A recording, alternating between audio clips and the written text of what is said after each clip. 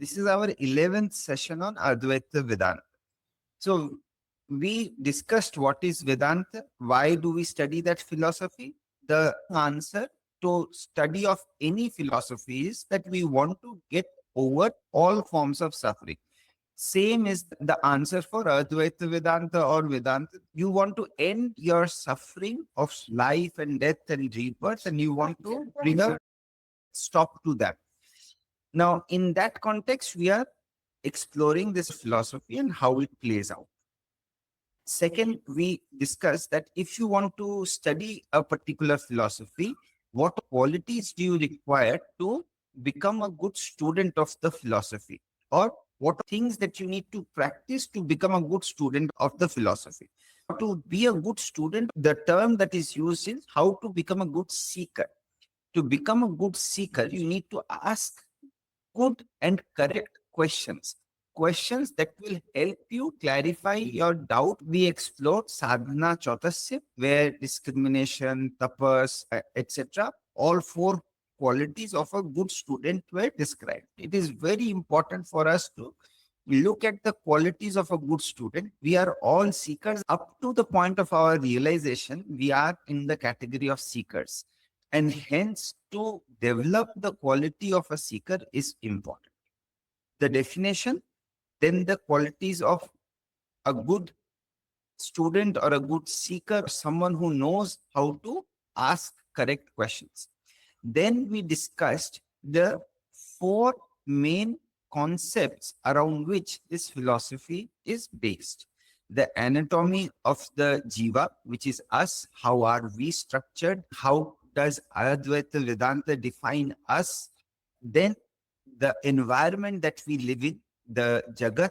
Then we went into the beginner level understanding of what is pure consciousness. Pure consciousness is a term that is very difficult to understand because it's very easy to understand God, where the idea is that there is a savior and they will come and save you. Pure consciousness is not that of a savior, or you don't pray to pure consciousness per se. Prayer is something that we understand, that you pray to a God. But pure consciousness, even though it is highest, we are still not praying to that form. Till now, there has been no mention of prayer per se or devotion. So, pure consciousness. Then we discuss the fourth pillar, that is Maya, which projects the world. The important thing to know or remember about Maya is Maya works in tandem with pure consciousness. We think Maya is the enemy, but Maya is almost like a property or an attribute that helps to hide the pure consciousness and to project the whole world that we see. So it's an attribute that you cannot do without. It is not your enemy. If pure Brahma is a fact, then Maya and the jagat it creates is also a fact. It is an undeniable attribute of pure consciousness.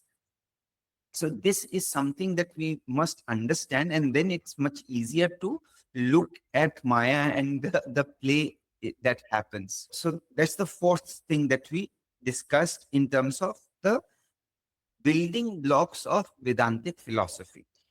Then comes that now we have understood the building blocks of the philosophy. Vedantic philosophy is a path of inquiry, mostly a part of Jnana Yoga, that lean towards intuitive wisdom to find answers to your challenges.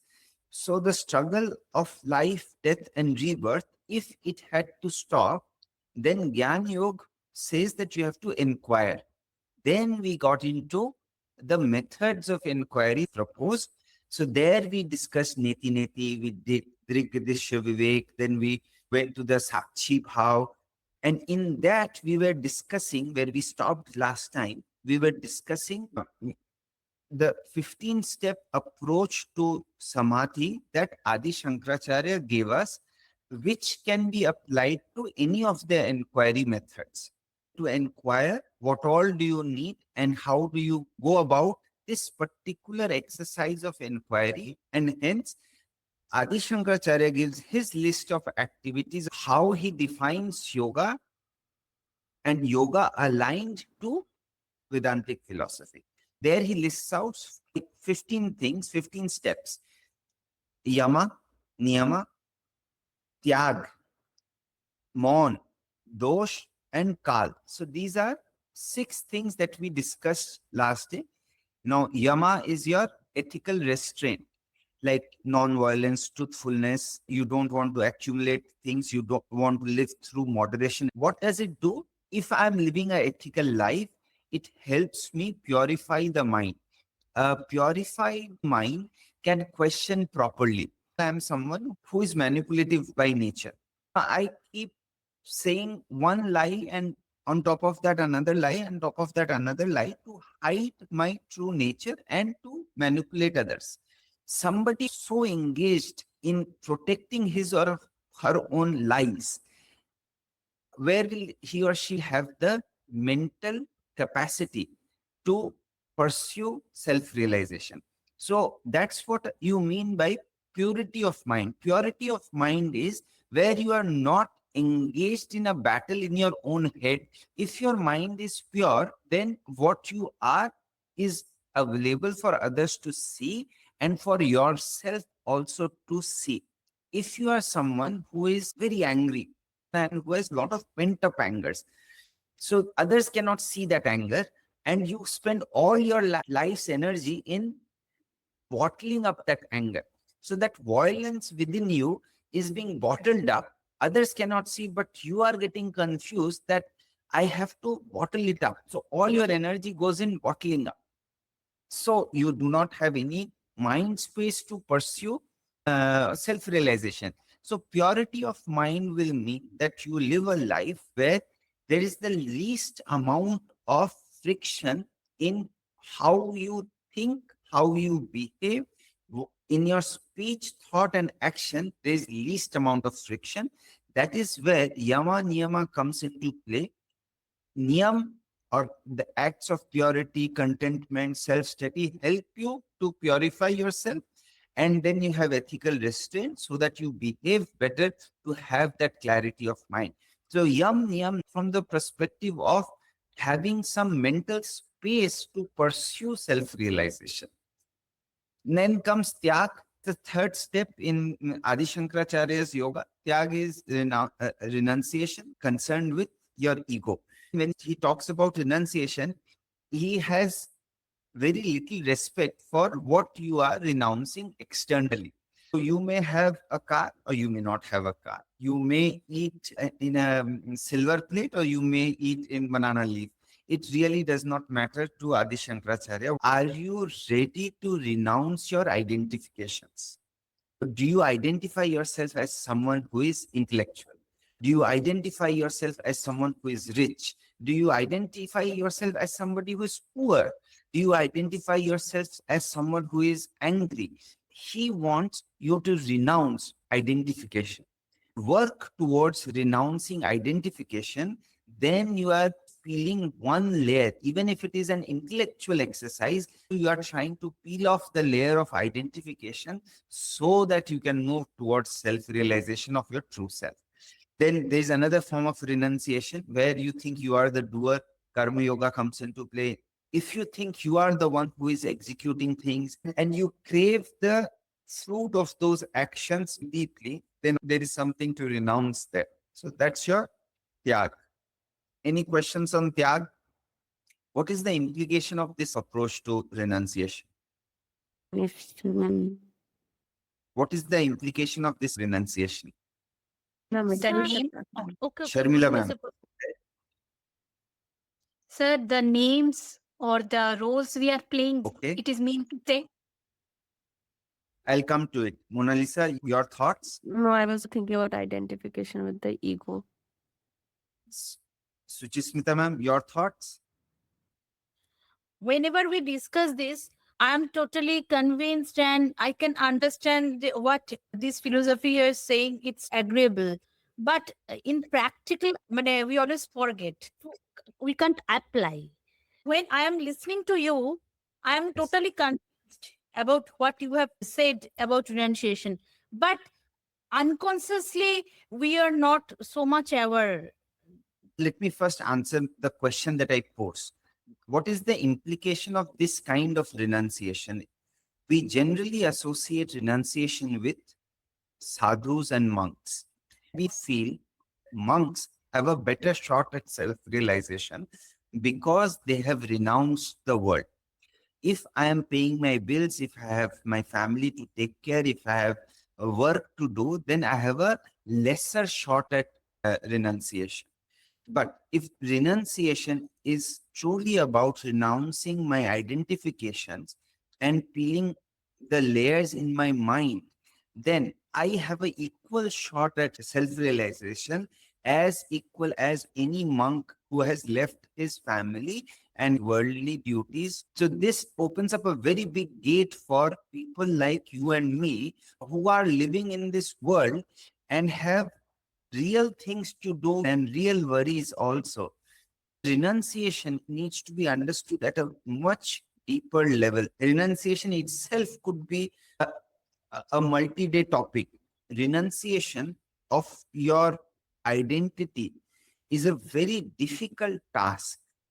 As you are struggling intellectually with this idea that you want to renounce one of your identities, you will understand there will be a good degree of doubt within you. Why do I need to renounce that identity? Because that identity defines me in many ways. Understanding identity and understanding how do I lose a grip on the identities that has had a very tight control over my psyche, that is the challenge. If it is a material thing, say if I have to donate money, I can donate money. If I have 5 lakh rupees, I want to renounce that. I give it to someone and my job is done. Identification is a mental battle. You cannot renounce it at one go. You can get better with the understanding of what identification means. Then you can get better with the understanding of how to release the grip of that particular identity little by little so that it does not control you. It's a much more difficult task than getting away from anything physical. Third point, when we are discussing, it looks like a great idea. When we are not discussing, it is not there in my mind. Renunciation may or may not play out in your active life. But if you have that idea at the back of your head, when the time comes, you can pull that out. It is useful.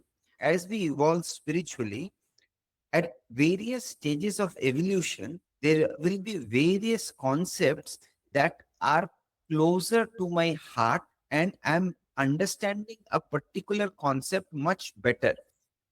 At various stages of my evolution, there will be various concepts that are closer to my heart and what I understand better.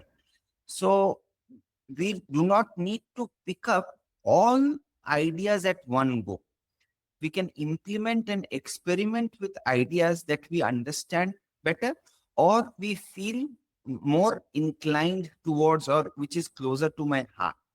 Not all good ideas need to be executed at one go.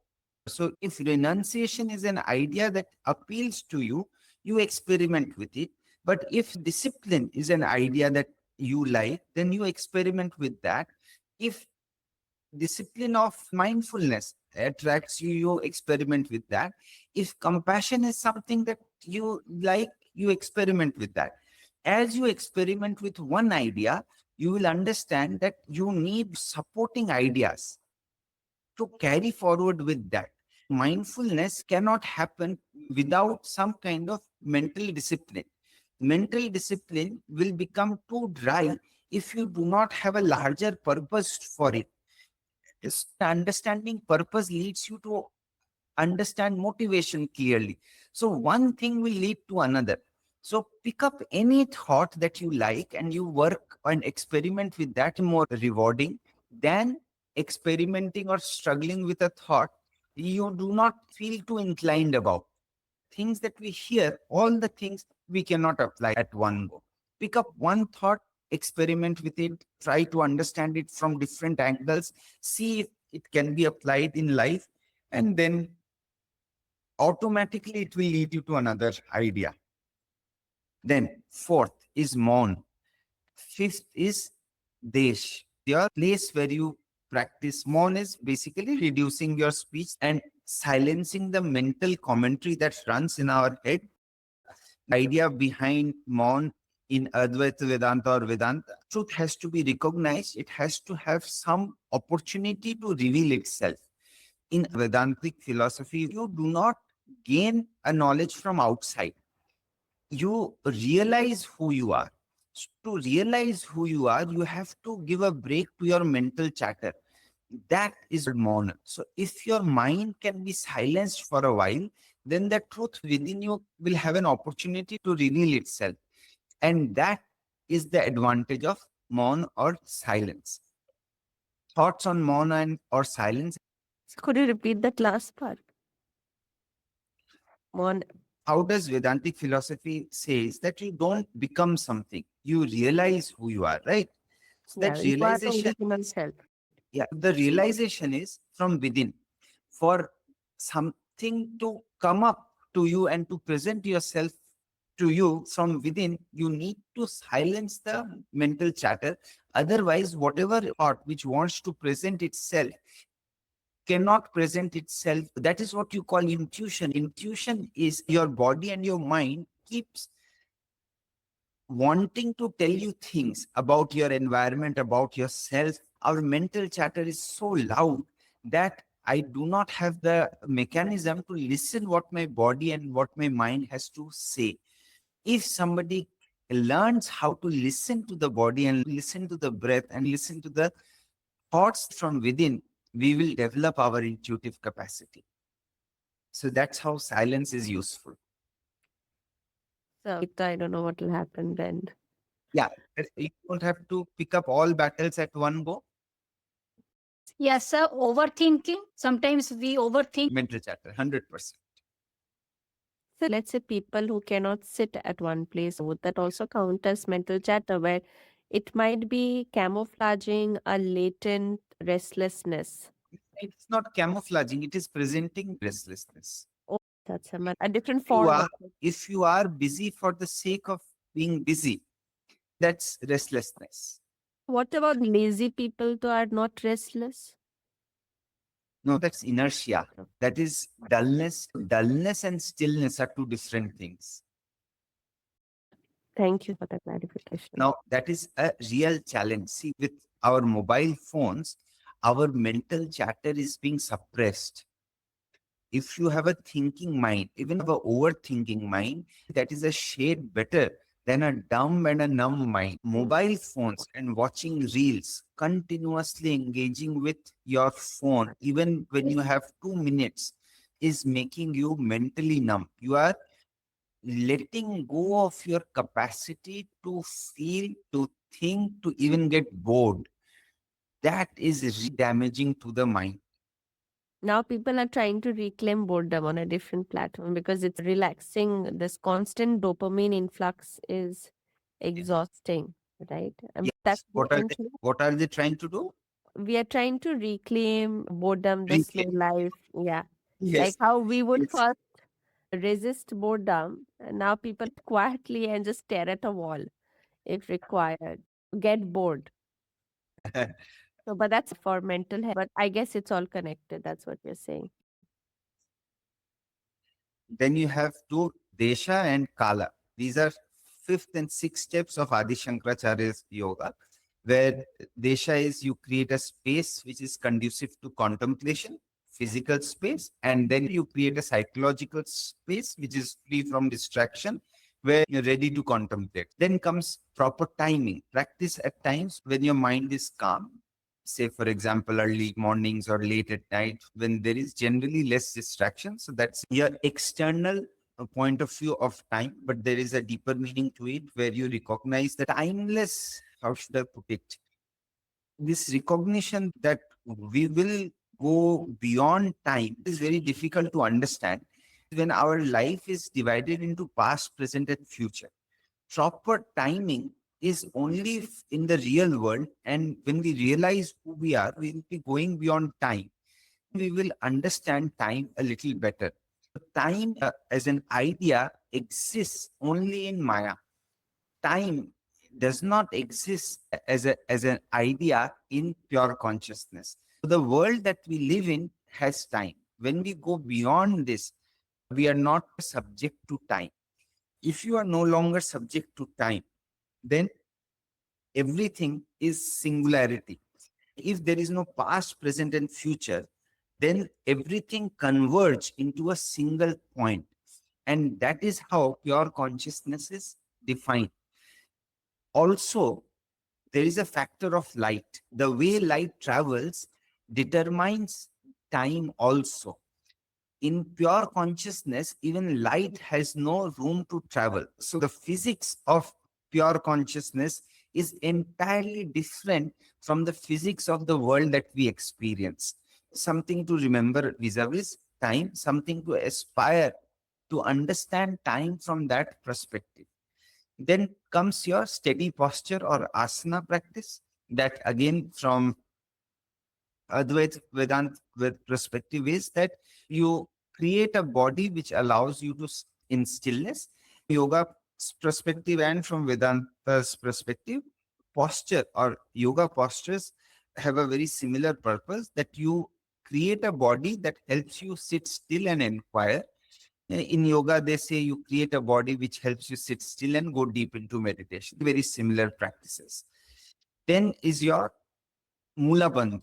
Mula bandha is a practice or is the stabilization of attention at the root of awareness. That's how mula bandha or the practice is described in Adi Shankaracharya's yoga. So it's a practice where you stabilize attention to the root of your awareness. Mula bandha is the bottommost chakra that we have. So root of awareness, that's where you put your attention to. Mula bandha as a chakra is there in yoga. It is one of the first chakras that you encounter as you evolve. While mula bandha practice in Vedanta refers to stabilizing your attention at the root of awareness. Then is your bodily equilibrium. So any disturbance through the body that agitates the mind needs to be settled. Any agitation that comes through your senses.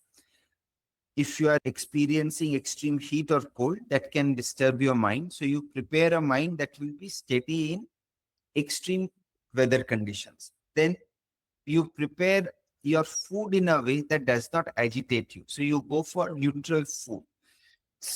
Any physical sensation that disturbs your mind, you want to either get over it or you avoid it. When it is food, you want to avoid it because that is in your hands.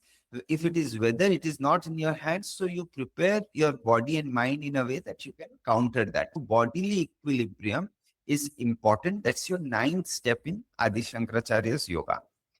Then is your steady vision. Steady vision roots back to Mula bandha practice, where you stabilize your attention at the root of awareness. And vision is that consciousness where you are trying to observe. So when you are into that Grigya Dishya Vivek, where you are trying to observe what you are not, that also is a part of steady vision. So vision or drishti is used and explained in Adi Shankaracharya's yoga. Pranayam, where you regulate your vital force, it is the same in yoga as well as Adi Shankaracharya's yoga, Patanjali's Yoga Sutras and Adi Shankaracharya's yoga. Then pratyahara, withdrawal from senses as a result of pranayam. Then is your dharana. Here, it is not concentration on anything, but concentration on the witness awareness, that you are witness to everything that is happening in your body and outside. That concentration. So dharana in Adi Shankaracharya is where you choose to focus on becoming a witness to everything. So that witness consciousness is what you are holding your attention to. Then comes your dhyana or meditative awareness. Once you have focused yourself so deeply into that witness consciousness, you become one with that witness consciousness. Samadhi, where there is no distinction. Meditation on witness consciousness or dhyana on witness consciousness will mean that For a while, you are totally aligned with the idea of becoming a witness. While in Samadhi, you are the witness and there is no distinction. So Samadhi will be non-dual absorption. There is no difference between you and the witness. You become the witness. So this is the 15-point agenda of Adi Shankaracharya. These are the 15 steps that he says that if you do each of these and if you inculcate each of the idea, then you move towards Samadhi and non-dual absorption, and then you will be merging with pure consciousness. So in our effort to inquire, methods of inquiry, Adi Shankaracharya's 15-point yoga is another deep way to inquire. Okay, so this is another method of inquiry. Questions, thoughts, remarks? Did you all remember we were discussing this, or it had skipped your mind? Very remembered. Yeah. So this is what we conclude today. Last session, I want to take Mahavakya. We have done Mahavakya once. So 12th session, we will do all the 4 Mahavakya. Mahavakya in itself, very little to explain. But there are things that come out of Mahavakya, which is your karma, samskara, and your free will. These are 3 concepts that are very closely associated with our understanding of Mahavakya.